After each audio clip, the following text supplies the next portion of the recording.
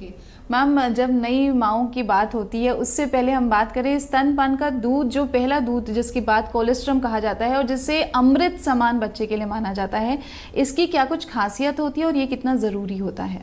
जो पहला दूध आता है वो पीले रंग का होता है और बहुत कम आता है। लगभग आप अगर देखें तो पूरे दिन में शायद 1 चम्मच निकले।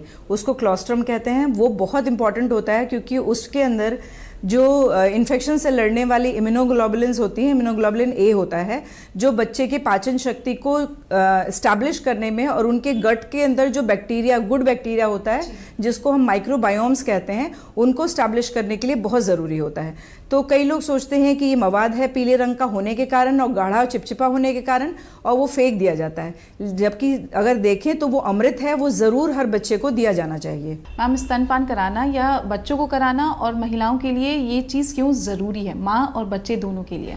स्तनपान जो है बच्चे की सेहत को सही रखता है। जैसे मैंने बोला उसमें इम्यूनोग्लोबुलिन ए होता है, तो उससे क्या होता है कि बच्चे को पेट के जो बीमारियां होती हैं, जैसे दस्त, हमारे देश में जो बच्चों के मृत्यु होती है वो बहुत ज़्यादा दस्त के कारण होता है, तो उससे बचाती है। उसके अलावा जो बैक्टीरियल और वायरल अन्य इन्फेक्शन है, जैसे कान का इन्फेक्शन और बार बार खांसी होना, एलर्जी और अस्थमा, इन सब से बच्चे को बचाती है। और ये भी है कि जो दूध है, जो माँ का दूध है, वो बच्चे के वजन को बिल्कुल सही अनुपात में रखता है।